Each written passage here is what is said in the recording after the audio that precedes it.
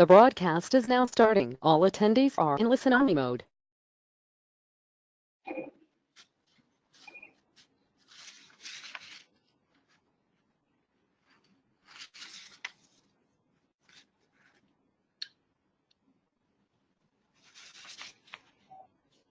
To join us for the special NHRD webinar. A series of such webinars and tweet charts are done in a run-up to NHRD National Conference 2019, which is happening in Chennai on 19th and 20th of September this month. This is a pretty interesting topic that we've got today, integrating learning with the flow of work. So all of us understand the importance of learning, continuous learning, and implementing the same in things that we do. But how to do it is the billion-dollar question. To explain us about this particular task of integrating learning and to the flow of work, we have Mr. Angad Sethi with us. Mindfulness and channelized energy is his mantra. Empathetic and operating in a bubble of calm among strident demands and priorities, Angad is the head of solutions at nParadigm. Understanding the other side of argument, be it from client's perspective or the employee's perspective, Angad, it comes naturally to him to manage both the sides. Thanks to his diverse experience ranging from assessing business landscape as a consultant to working with close-to-ground realities as a strategic partner at Hero MotoCorp, a purposeful communicator who is analytical and loves problem solving, Angad prides himself as a reliable agent of change and development. After graduating with honors in economics from Delhi University, Angad completed his MSc in Financial Economics in UK and MBA from the Indian School of Business. Over to you, Angad. Thank you so much, Raghav, and a very warm welcome to everyone to this webinar. The topic we have here with us today is actually a very, very challenging topic. It's not an easy thing to accomplish. But here at nParadigm, it's something that we felt if we were able to crack as a problem statement, we would kind of genuinely create a paradigm shift in the approach towards learning. So while it is a challenging problem statement, it's also a very relevant problem statement. And I'd like to use this opportunity to share some perspectives from the learning that we have got from tackling this one problem. I'd like this to be as interactive as possible, so please feel free to ask me your questions at any stage, and whenever relevant, I will answer them to the best of my capabilities. I'd also like to hear your opinions, your disagreements, your suggestions, because at the end of the day, we're all in it together, and I'm sure I will take away as much learning as you would from here. So without much ado, let me kickstart this interesting topic of integrating learning with the flow of work.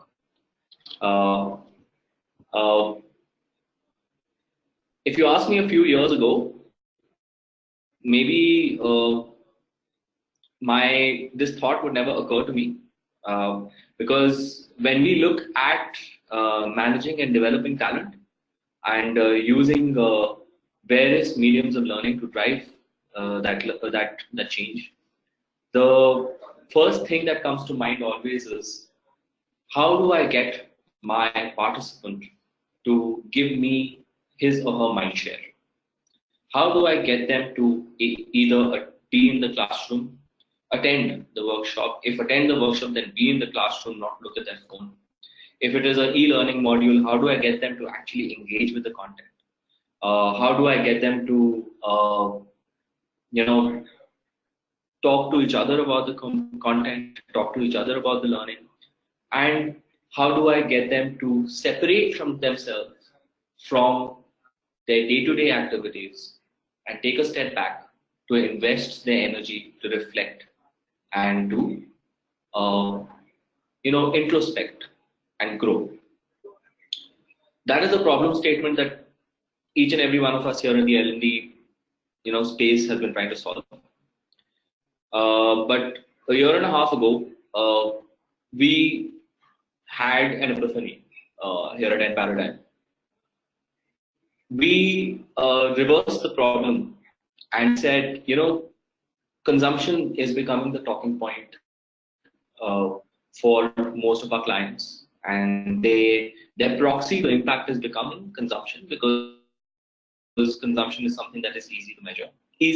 I cannot say it's easy to measure, but it's easier to measure, and it is something that reflects the success or failure of any learning intervention. But is consumption the main goal? Is it the end goal of learning?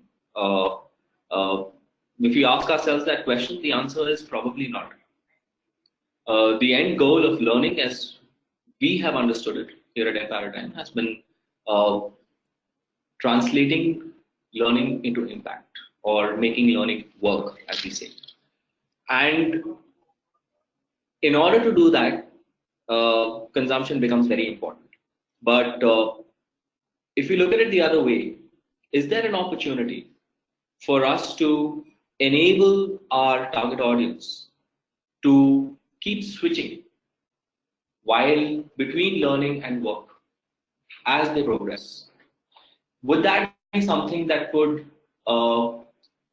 make them more receptive to learning interventions? Would that be something that could help them absorb their learning better?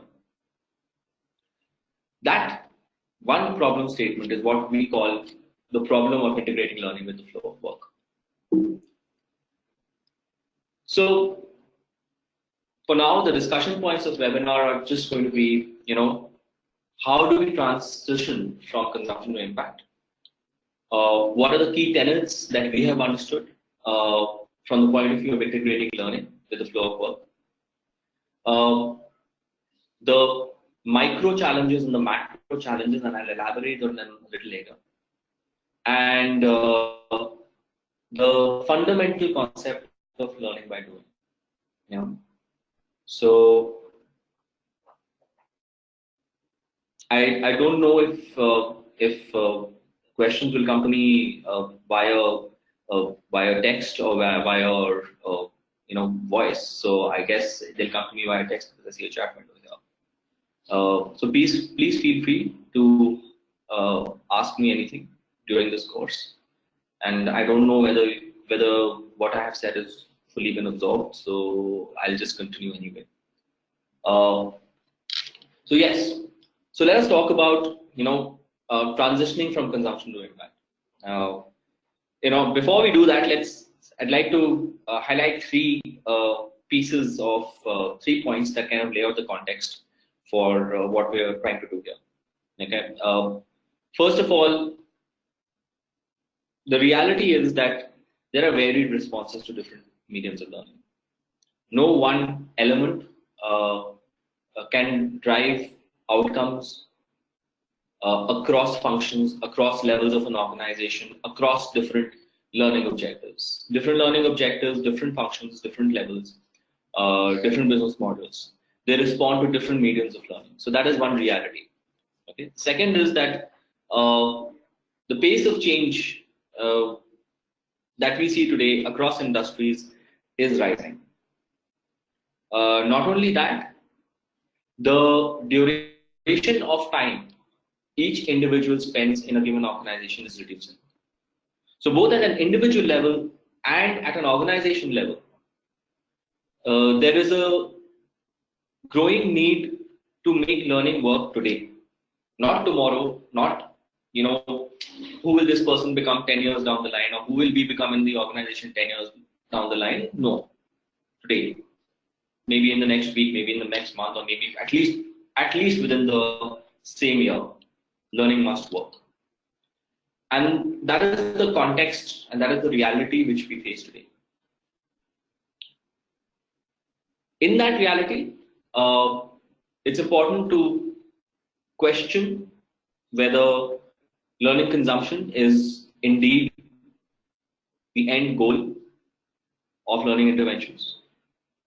Because a change in that mindset is critical to developing impactful learning solutions. So if I was to ask myself these 3 important questions, to Those questions would be, are my employees able to access relevant learning? You know, there's a thought that comes to my mind. There's a situation I face at the workplace. There is a challenge that I'm facing in business. At each of those levels, you know, with each of those interrupts, am I able to access relevant learning? But the problem doesn't get solved just there, right? It is more also about, am I enabling my employees to find a way to apply the learning?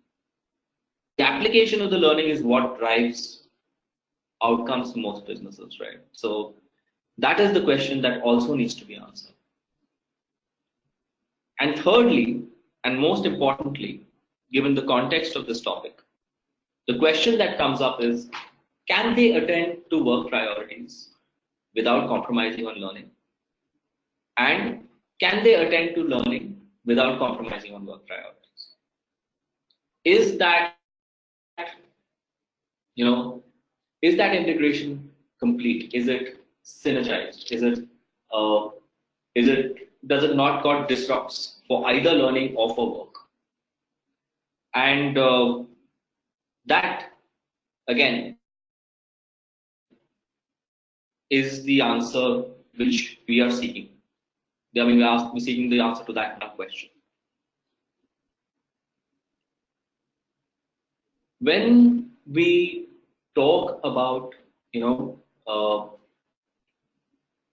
this problem statement, we must take a step back and understand who are the people who have been solving the learning consumption problem so far, and where is it that we've been trying to take our learnings from so far when it comes to solving the learning consumption problem.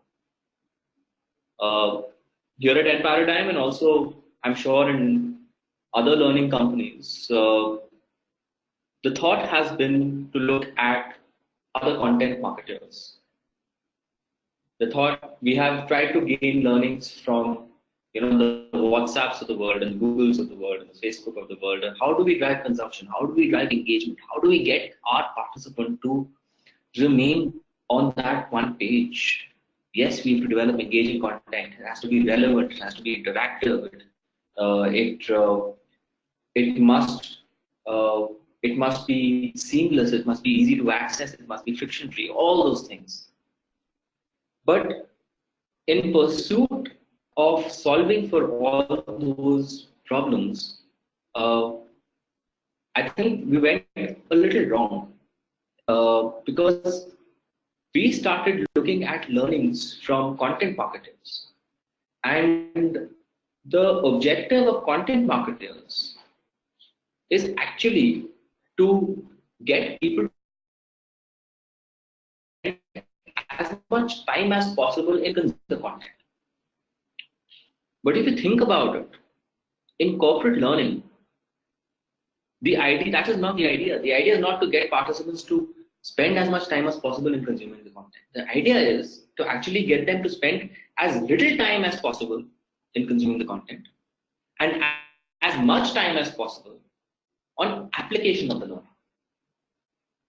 And when it comes to the application of the learning, when we broke it down, we saw two approaches. These approaches they came out because we've been getting various sort of a variety of sort of problem statements from different clients, and if we bucket them, we come up with two basic fundamental problems. How do participants address their day-to-day issues via learning,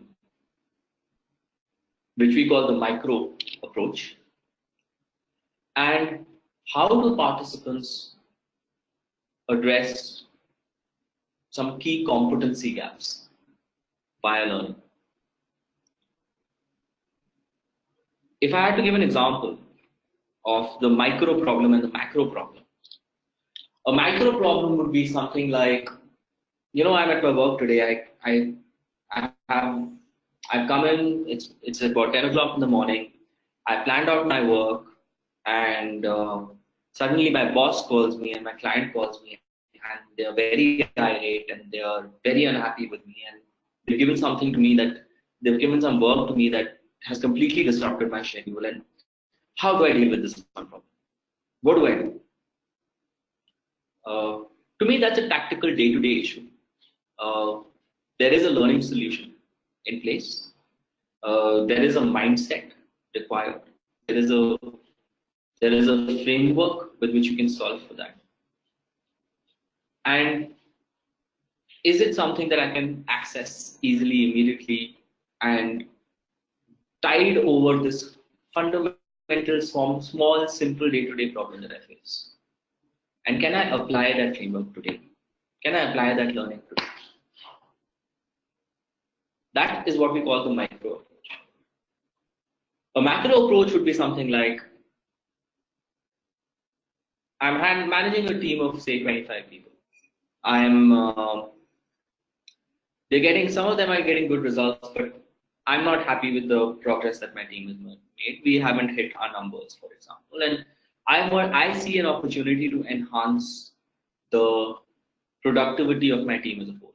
I want to become a better manager of people. I want to drive better performance from my team, and I want to be able to do that by the end of this year or in the next 6 months. That is what we call a macro problem. That's a fundamental competency gap that you feel you want to fulfill.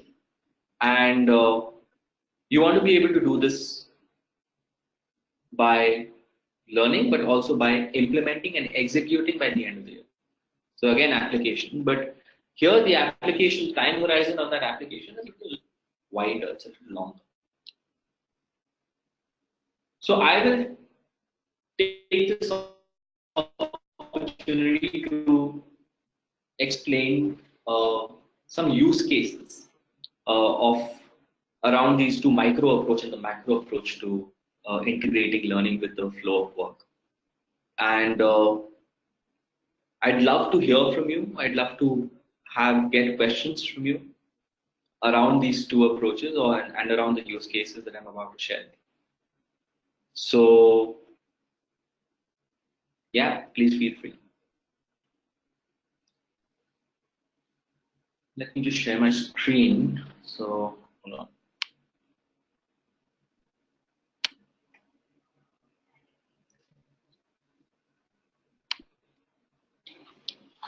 So I'll talk first about the micro approach. This is an example from a problem statement that we faced, that we actually chose to pick up rather from one of our clients. We had initially been approached to develop learning content for insurance agents, and these were people who were of course not on the payrolls of the company, but were also independent, you could say, entrepreneurs in themselves. And the challenge that was given to us was to be able to develop content for this cohort, these frontline folks, and content that was relevant and could be used by them to be able to sell insurance policies. We worked on that. We built an application, we rolled it out, and we crashed. We weren't able to get the consumption that we were hoping to achieve. So we went back to the drawing board, and we asked ourselves again the question that why would this one person want to come to this application? Why would they want to go through this content? What would make it meaningful for them to come back to this content again and then, that I'm trying to solve?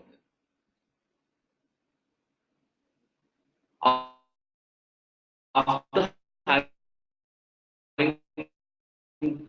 interviewed 10,000 people who were not technologically very savvy. So you had some usage. We went back, we redesigned an application that not just offered content, but content that would work for them in that one day when they accessed it. So we created an application that not only had learning, but had shareable learning. You could customize a proposal for a client along with that learning. You could share videos with your clients along with that learning. You had a small premium calculator which could help you, could enable you to have more evidence-based conversations with your clients. You had content which was relevant only to you, but content also that could be used by you to drive your work forward. So what in effect what we did was we combined learning, combined learning with workflow by making it not only relevant, but by making it shareable and by making it impact their work on that one day when they access that application. The one risk that we took was to change the revenue model of this to be able to test it out.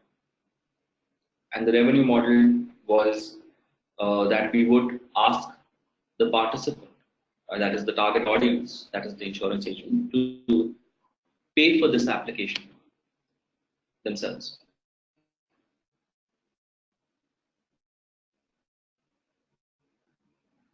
We are now sitting at I think 90,000 plus downloads of this fun application called Super Agent. You must go check it out if you get the opportunity. It's some place where there's Apple iOS, and it is for it recurringly, and it was one of our first integrating learning with the flow of work. Secondly, and this is the macro problem around solving competency gaps, and we were approached by another client who had a cohort of what they called high potential employees who they wanted to develop into future leaders, and they came to us saying that, hey, you know what, these people will not just attend workshops. It's not going to work for them. You're going to have to come up with a solution that's slightly better than that. And they're not people because they are high performers, because they are also driven people, they are going to prioritize their day-to-day work and their individual internal targets above learning. So come up with something that's going to work for us. That's going to work for them more than us. So it works for them, it works for us.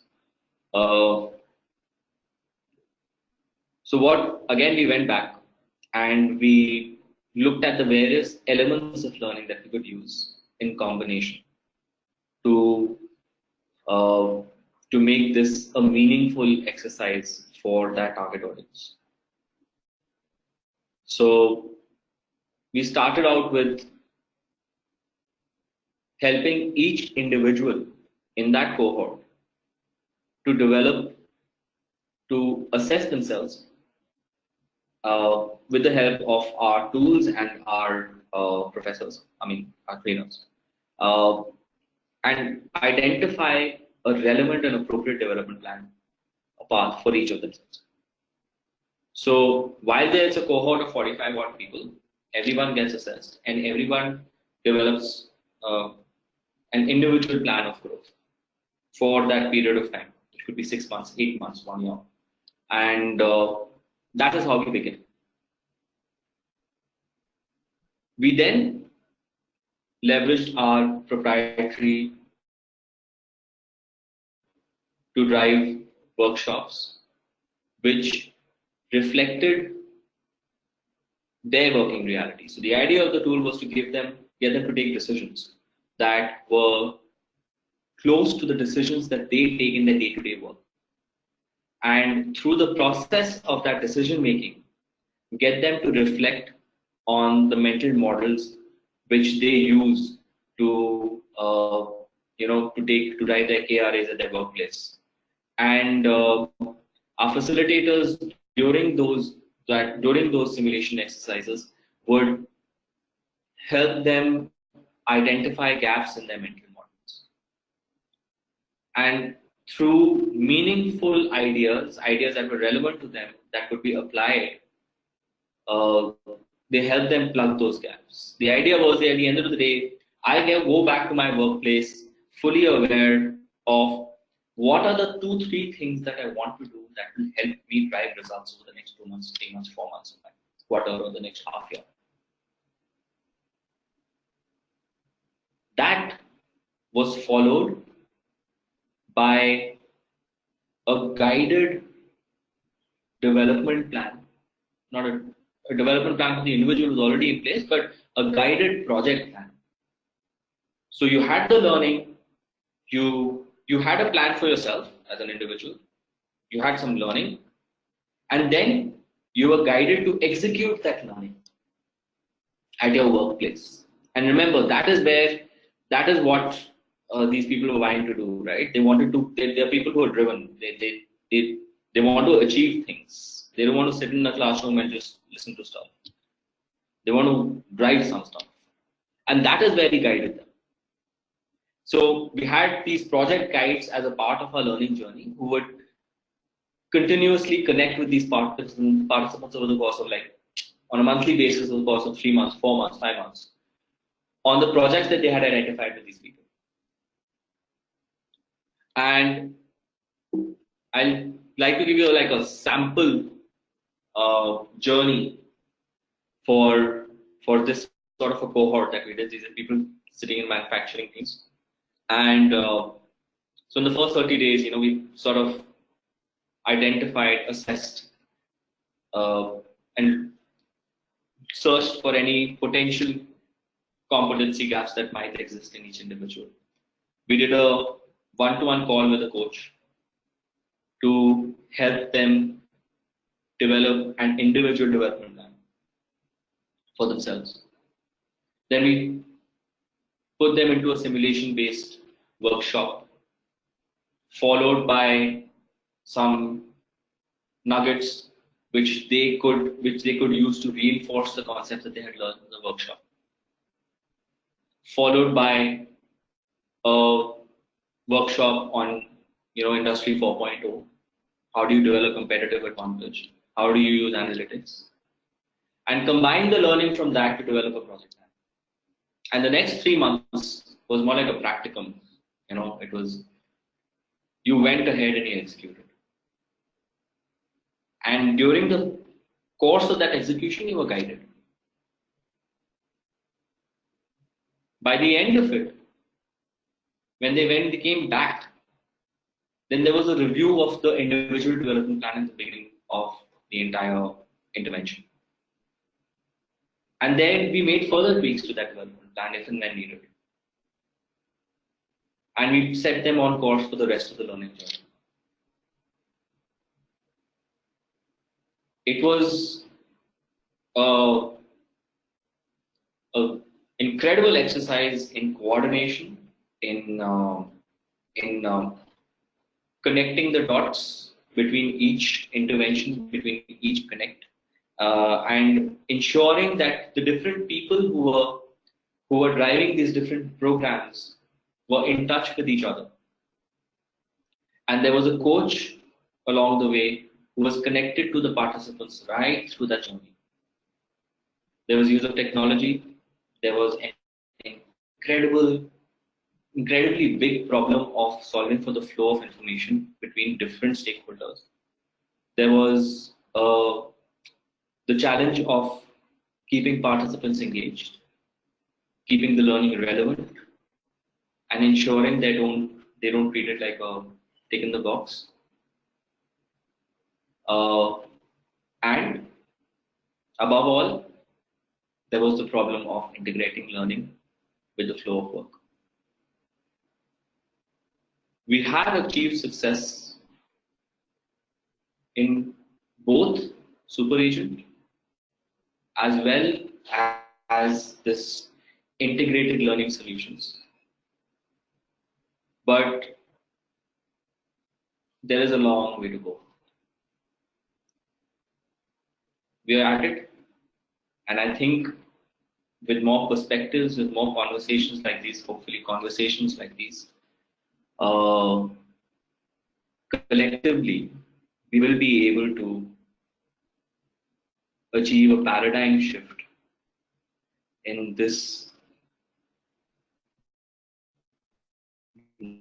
learning system. So I'll wait for your questions now if you have any. And Raghav, if you're around, I think I don't know how if you would be moderating the questions or how this would flow. But yeah, I'll be moderating the questions. Yes. So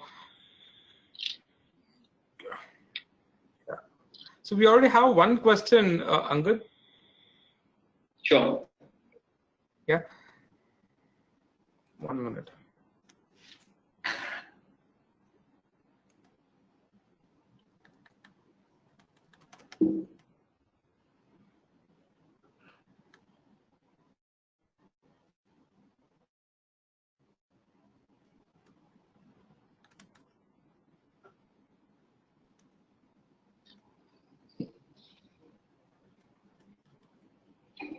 So is this about making work itself a vehicle for learning?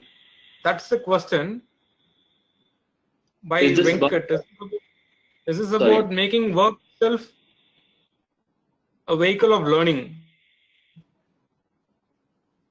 Not exactly. So see, if we go back to the problem we were trying to solve before we came up with this one problem statement was how do we isolate learning? How do we keep learning isolated from workplace? And how do we ensure that people give their mind share to learning? But on the other hand, because that made the focus towards consumption and not towards impact, then we thought about how do we provide learning solutions that blended well with the workplace. Now, these learning solutions are the vehicle of the learning, not the workplace, not work. The idea is to integrate them effectively. So, if I had to give a hard answer to that question, it would be that no, it's not about using work as a vehicle of learning. That is something that happens any which way. The idea is to integrate learning with the flow of work, to ensure that it blends well with your day-to-day activities as well as with your product goals. I hope that answers the question. Yeah. Yes, it did. And there's another question here. Prerna Gupta says it's a great insight on the insurance agent app. However, wouldn't the agent also have CRMs which would have similar features? So this is a question from Prerna Gupta. Yeah, that's correct. That's correct. But remember, these, as I said, these were freelance agents. There was no one CRM at that point in time that they were accessing. If one CRM comes their way and it's rolled out by the company, then if the collective, so there is learning and there is the flow of work, right?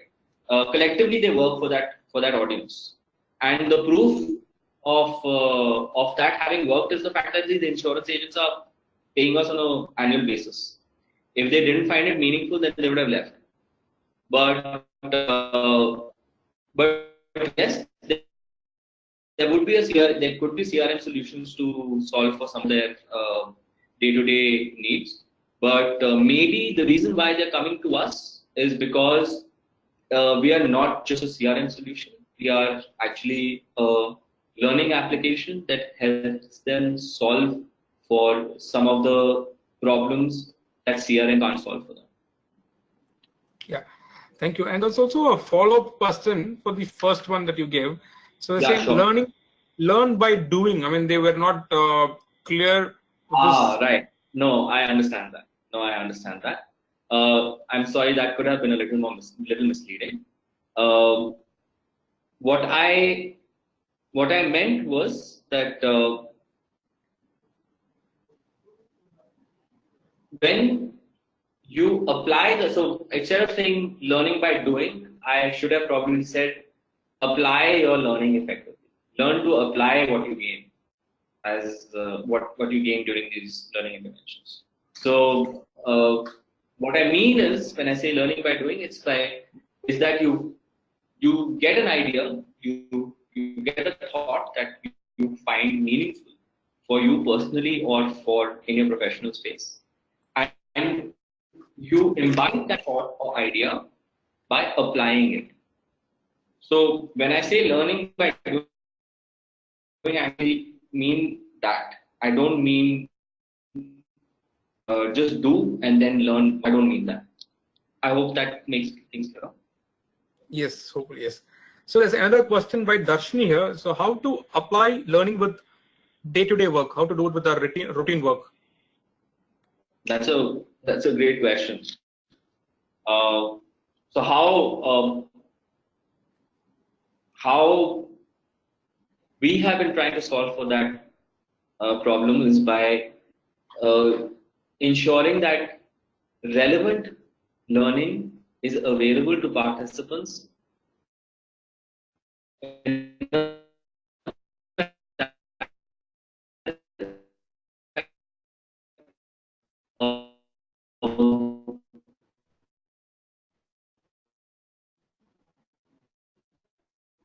the ideas and concepts that we convey in either easy, and I shouldn't have to do much searching for where can I get that one idea of the research.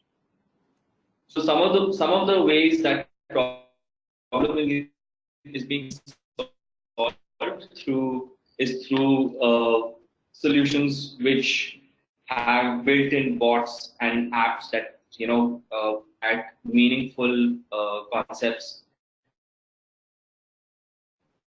on their workstation itself or on their mobile application.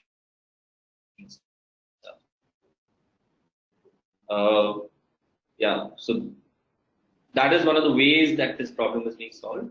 But if you had asked, I typically have nudges. I put in place things where I've documented some stuff. I kept it separately available to me, and I keep kind of accessing it as and when I specific situations in the workplace.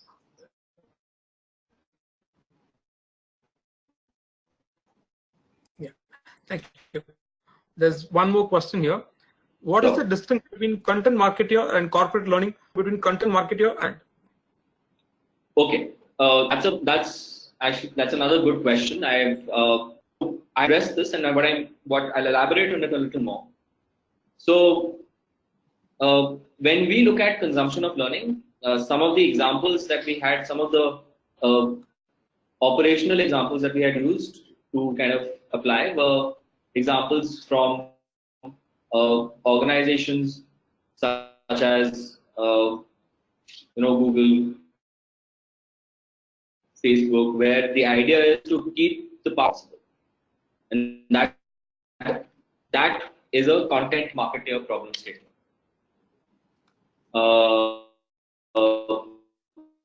But if I had to look at a corporate learning perspective, the corporate learning perspective is not to keep the participants engaged in the content for as much as possible.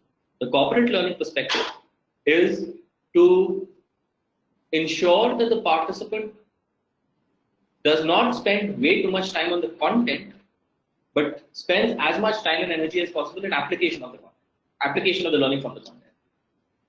If you look at it from a ROI or an impact standpoint, that is the bigger challenge that needs to be solved in the corporate learning space. Yeah, I think one last question: can learning apply work without any CRM in place? Darshini again. Okay. Can learn apply in work without any CRM in place?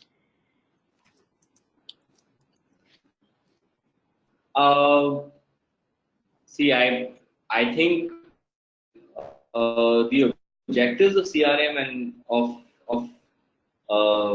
learning are slightly different.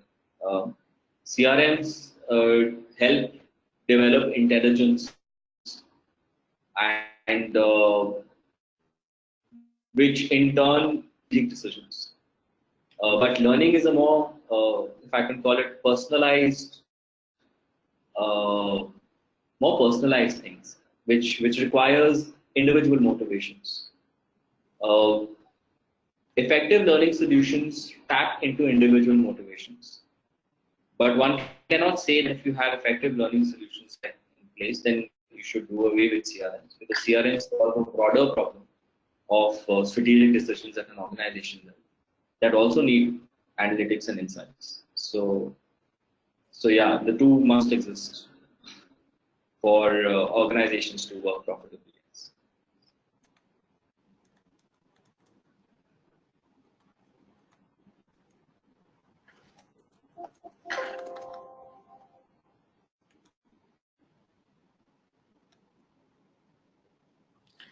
Yeah, I think that's the last question.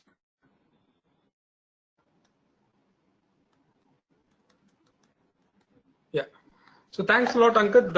Thanks for joining us. Thanks for those words of wisdom. Thanks for all who joined us for this webinar. What you saw here is the gist of what is to come in the national conference, which is happening in Chennai. NHRD National Conference is happening in Chennai on 19th and 20th of September this month. So please do join us for many such sessions there. We've lined up such wonderful speakers like Ankit for this conference. So please do join us. Buy your tickets and join us for the NHRD National Conference on 19th and 20th of September in Chennai. Thank you. Thank you, everyone. Thanks. Thank you.